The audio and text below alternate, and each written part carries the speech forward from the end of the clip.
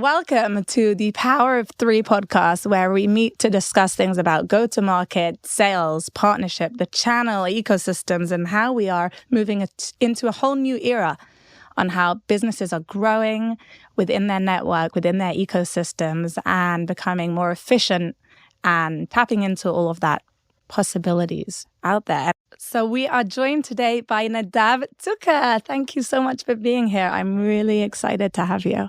Thank you so much. For having me. You've been a really important part of my journey and Tzuker's journey till now, and I'm very grateful to you. So it really is a big deal for me to have you here. Nadav manages the product partnerships in a small company called Wiz. Anything you want to add before we go into things? No, just wanted to say thank you for having me, and I personally appreciate you, Naomi, and thank you. You're doing amazing work in the industry that's so important to keep nurturing. Yeah. Just getting started. Yeah, pay me later. And thank you. Yeah, I'm happy to be here. Always happy to talk about partnerships, go to market, and what's in between. So thank you. Amazing. Thank you. So the previous episode of this podcast was talking a lot about cloud partnerships and how one can maximize the relationship with the cloud providers. And partnerships is a large word and the cloud is a large word. So let's zoom out a little first. I'd love to ask a little bit about your journey the last few years and what brought you into partnerships, and maybe a little bit about your time so far in Wiz and the different ways you've interacted in different roles and stuff. Cool. So I'll try to do it brief, but my experience with partnerships started only a few years ago. Before that, I was working in the ad tech industry. I knew nothing about cloud, nothing about channel partners, tech partners. It meant nothing to me, but it sounded interesting. And then a few years ago, I ran into this LinkedIn job post about business development manager, which is important. Maybe we'll keep it on the side because I think this phrase, this job title is also changing. Business development manager. Ever since I saw this, and I wanted to move from more technical roles that I did to the business world, the first thing that comes into mind is business development. But I think most people don't fully understand or don't fully know, even if they do it, what it means. And when I started researching, I found out that 90-something% of people who are considering themselves as business development VP or manager, whatever, are doing partnerships at the end of the day. Wow. Yeah, I keep on asking when someone says, this is my title, I say, okay, what kind of business are you developing? And when you remove all the layers, you understand that it's at the end of the day, you have a company, you have a product, and you need ways that are not sales or marketing to do go-to-market, basically.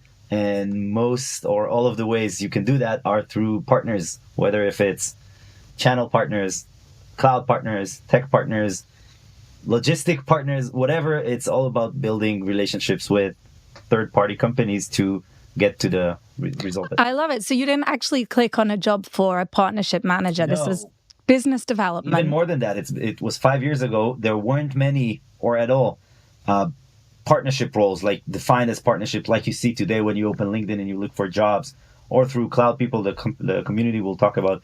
You see that roles today are considered tech partner manager or strategic partnerships manager or cloud alliance manager, which are way more specific than what it used to be, because the industry as a whole, I think, is going through this, conversion, education. People are getting to know more about this partnership world and what it means for their company. So, It's amazing. It's exactly what we're feeling. There's a real change in the whole world of whatever you would call partnerships, channel, business development, because companies are realizing more and more there's all these different ways that we can be working with a third party, the power of three, to bring more value to our customers, to tap into a larger market. So there's a lot that I can ask you about there. But you mentioned the cloud people, and I want us to take a moment to talk about that, because one of the things I love about sales is the community. I've always enjoyed being a part of a, women's in sales or account executives community. And the first thing I realized when I started looking into partnership space, because I'm not from it, was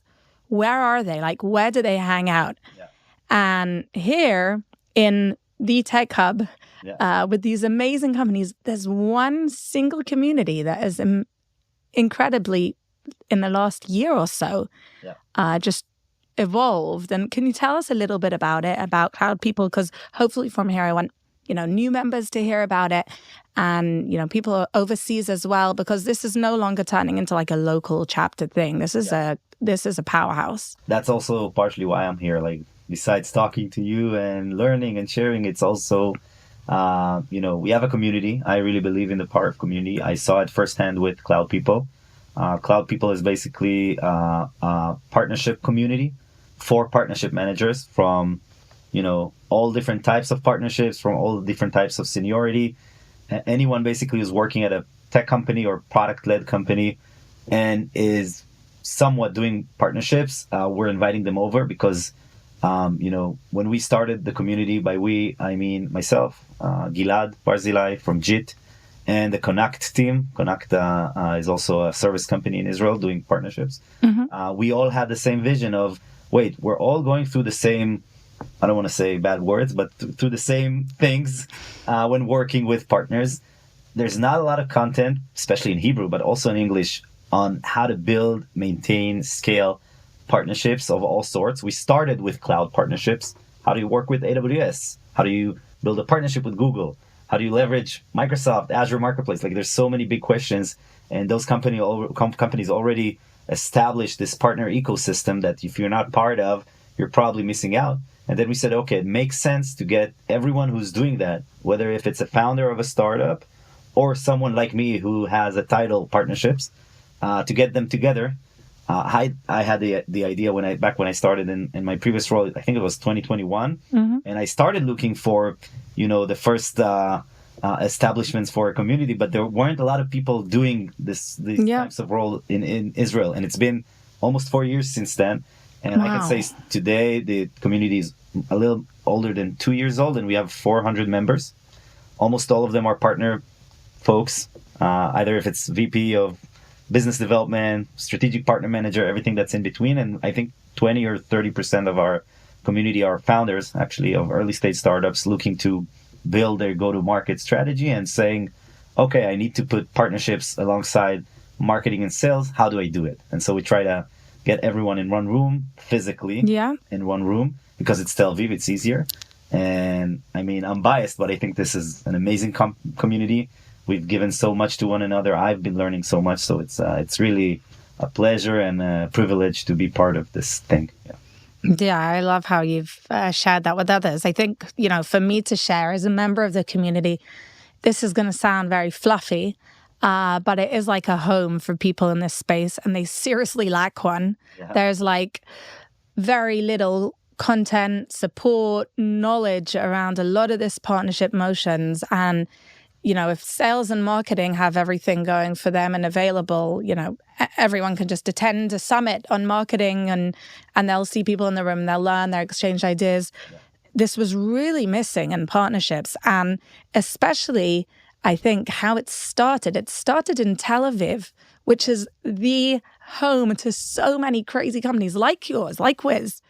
And the beautiful thing that I've noticed lately from the last few events is that the people are coming to events and then they're going and making partnerships between their companies with each other. So most of the people in the room, they're not only, learning and socializing, networking, that kind of stuff. They're actually doing their business development when they come to your events. Yeah. And hiring members and being hired by companies. I think like what we do usually, we meet once a month and we have different topics, like how to leverage cloud marketplaces, how to do channel partnerships, how to build tech partnerships, which we'll talk about today. Yeah. And why is that important for your go-to-market? How to prepare for summits and reinforce and reinvent and like big events that partner people are getting ready for. But also we always leave 50% of the time of each session just for networking. And it's more than usual events because those, like the people that come over are the networking folks of their own companies. Yeah. Like, they meet the people that the founders don't always have time to, and they are being paid to create new partnerships. And so it's really what you're saying, like it makes us most proud to see how many partners have become through this community, how many people were hired, how many new initiatives. So it's really giving life not only by providing content or value, but also this home. Yeah, last thing on that, and if you want, I'll delete this when we edit this thing, but it's also free to be a member. So there is not a company with someone based in Israel that will really find any good reasons not to join the cloud people. So even more so, it is free. We do have criteria, like do you need to do partnerships? of course, from a tech part, like a yeah, product ISV. Other than that, I'm calling out everyone who's listening. Join us. We're looking for good members. Last year we opened our criteria to also have founders. We didn't have first, and I think now we have like almost 100 founders. Wow. And I've been getting feedback from them personally. This community helped me so much, because if I'm the smartest founder ever and I know everything about my product and I've done everything to reach product market fit, being a good salesperson or knowing how to build a sales organization is like a top notch. But knowing about partnerships, wow, and how to work with cloud partners and how to build integrations and market them, and what's a system integrator and how to work with, it's stuff that most founders just don't know about because it's so new in its new form. So I'm calling out everyone who thinks this is relevant to. We're looking to expand through good people. So amazing, great. Okay, so a couple of things. First of all, before we got starting, we were chatting and I was venting a bit as a founder, and I was saying how there are so many different things that founders need to go through and work with when building a company. The last one most would think of is partnerships. Like, maybe you'll get a logo and put, we are a partner of, I don't know what, but that would be it. So let's zoom into a specific part of this very complex partnership thing that most founders and just in general people haven't really worked too closely with, and that is the tech and the product side of it. Can you tell me a little bit, like, what does that even mean? Let's go super like tech partnership for dummies 101. What is it? Why do we need it? How does it work? Okay, I'll take one step back and then I'll dive in. I see partnerships in 3 avenues. We'll talk about tech partners, of course. There's the cloud partners, which are dictating this new world of partnerships, and you have to play by their own rules, but there's a lot of flexibility there. There's channel partners, all the way from a local reseller that sells your product or a distributor, all the way up to the big system integrators, especially if you're in the world of cloud. And the GSIs, the Accentures, Deloitte, PwCs of the world, all of them are in this one category that you have to know how to build relationship with, how to do commercial partnership with, and how to scale your go-to-market. Because if you're looking at the top ISVs, the top, product-led companies, they're all basing their go-to-market on those types of partners. And then there's the third type, which I've been exposed to a little over 6 months ago, and I moved from doing cloud partnerships to tech partnerships at Wiz. And it's tech. There's a few ways to name it: tech partnerships, tech alliances, product partnerships, which is the naming we're using. It's basically scaling your go-to-market strategy through other product partners, other product companies, usually by integrating your solution with theirs to help solve a problem that joint customers of both of you have.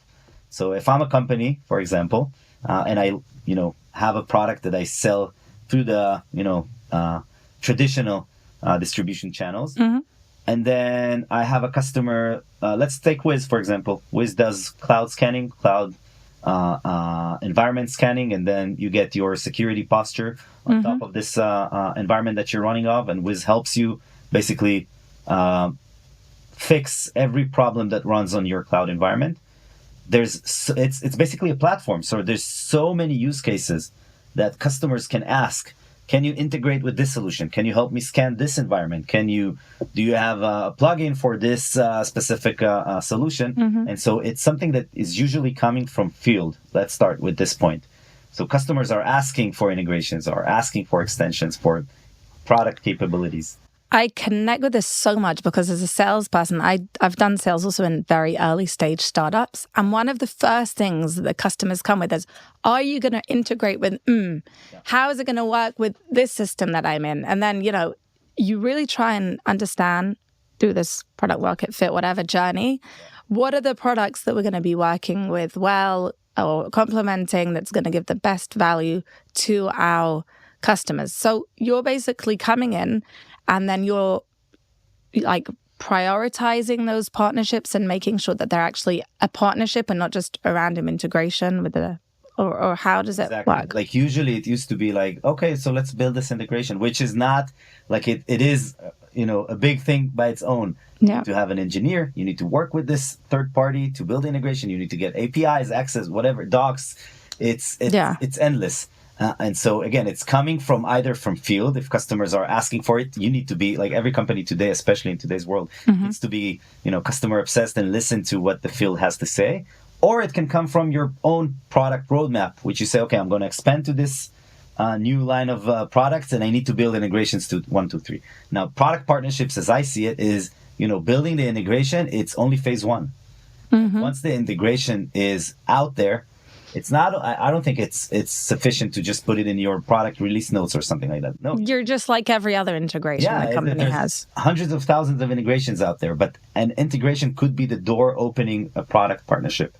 And a product partnership has so many different benefits to it, including other integrations, other technical programs that this partner has that you can be part in, co-marketing assets, co-marketing campaigns.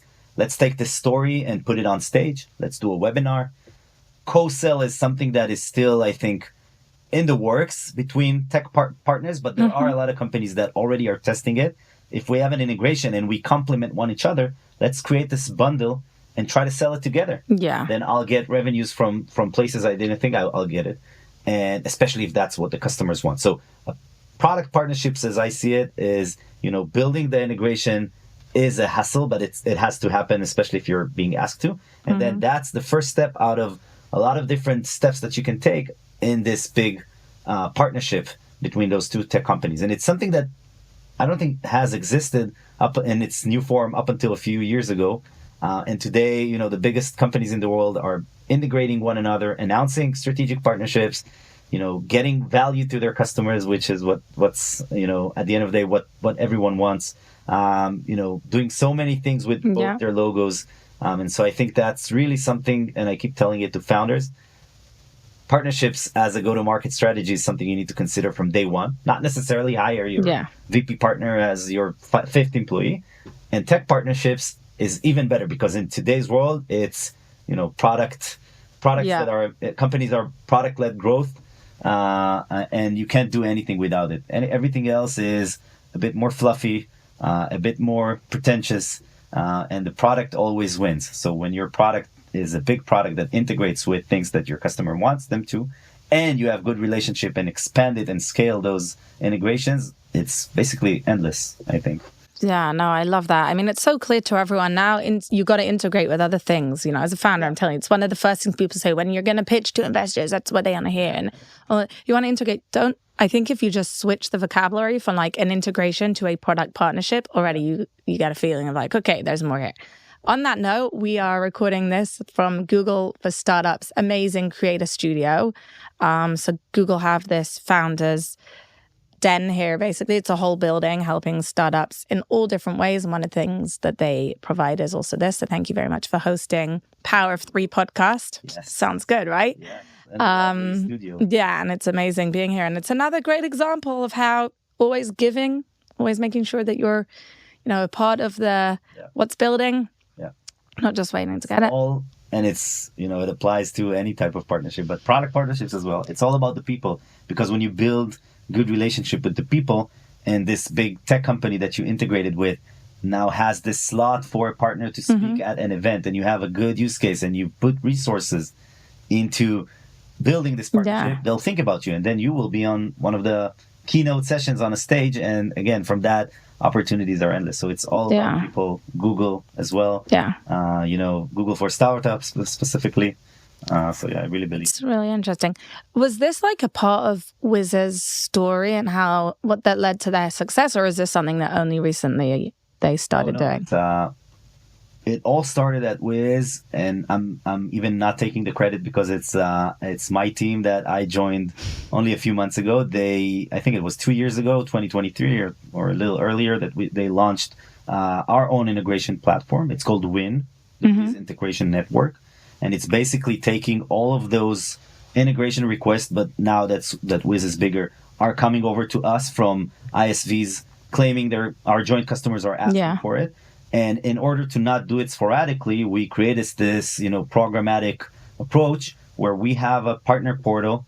We have an integration portal on our website. You can click, you can Google Wiz integrations, and you see almost 200 live integrations and extensions to the Wiz product. Yeah. I think it's been a part of Wiz's strategy from day one. Like partnerships as a whole, this go-to-market approach, the fact that Wiz is also a very strong cloud marketplace seller and has good relationships with all three or even more major clouds in terms of partners.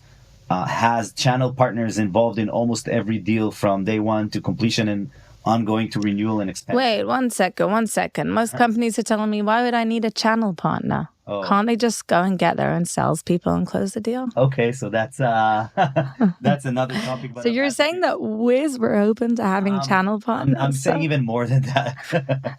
Partnership, it's called partner go-to-market or whatever how you want to call it. You can break it down into silos, but you need to have a partner throughout every stage of your deal. From sourcing the deal, you can really hire the best sales people and the best marketing people and have the best brand in the world, but you'll never reach 100% market exploration by your own. And so partners, resellers, distributors, channels can help you source a deal. The second step is when you start a deal all through the POC and the closing, you have to have a partner, because usually, and that's my way of thinking, that's Wiz's way of thinking, usually a partner knows a lot more about this prospect than you do.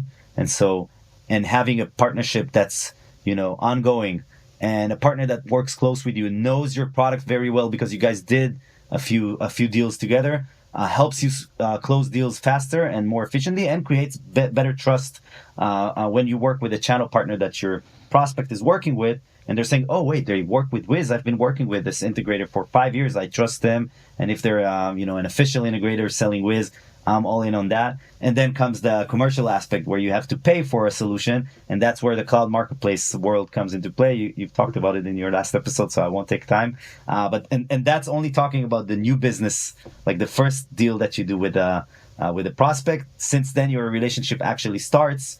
And partners need to be even more involved into that. So yeah, definitely channels, tech partners, cloud partners, all are. Cuckoo. Anyone out there who is still contemplating if they should be investing in building up their partnerships motion in their go-to-market strategy, if they think that, it's working, we don't need to change it, things like that, you should probably Google Wiz. You get it? Google Wiz. Like do a Google search for Wiz. Read a little bit about them and then ask yourself, does it sound like it might be worth trying out this strategy of go-to-market and building partnerships as early as possible, giving, really investing in the partnerships, be it through the product and other things to get there.